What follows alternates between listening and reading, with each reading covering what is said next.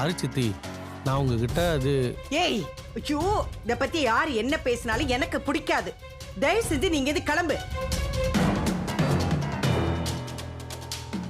சரி சித்தி, மன்னிச்சிருங்க, நாங்கள் கிளம்புறோம். ஆனால் கட்டாயம் கல்யாணத்துக்கு வந்துடணும், சரியா? ஆ வா.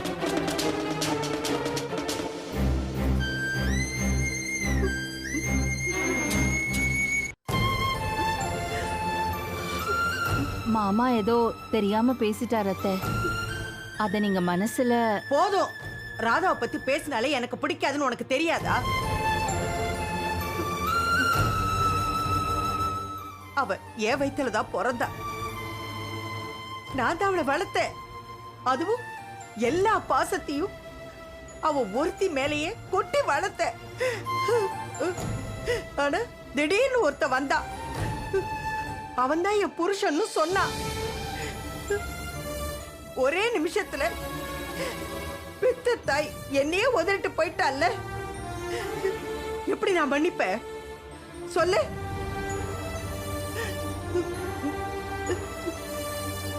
ஒரே நாள்ல போயிட்டா.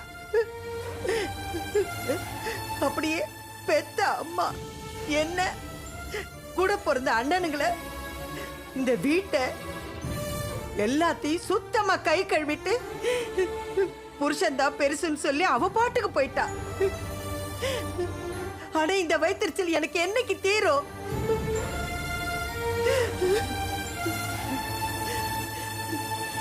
ராஜசேகர் கூட அன்போட கல்யாணத்துக்கு அவளை கூப்பிட்டானா.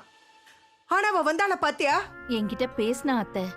அந்த நேரத்துல அமெரிக்கால இருந்து வர முடியலன்னு சொன்னா. கிழிச்சா. எல்லாமே பொய். அவன் நினைச்சிருந்தான்னா கண்டிப்பா இங்க வந்திருக்க முடியும். ஆனா அவ வரல பாத்தியா? என் முகத்துல முழிக்க அவளுக்கு பிடிக்கல, அதான். ஐயோ, பெத்தவங்களை பிடிக்காத பிள்ளைங்க இருப்பாங்களா அத்தை? அவ அந்த மாதிரி. போதும், ஒரே பொண்ணாச்சேன்னு கண்ணுக்குள்ள வச்சு வளர்த்த. ஆனா அவ என்ன பட்டுன்னு விட்டுட்டு போயிட்டால. அப்படி என்ன நான் பெரிய பாவத்தை பண்ண? அவ வாழ்க்கை நல்லா இருக்கணுங்கிறதுக்காக தானே நான் அப்படி எல்லாம் செஞ்சேன். அதுக்காக என் முகத்திலே முழிக்காம போயிட்டால.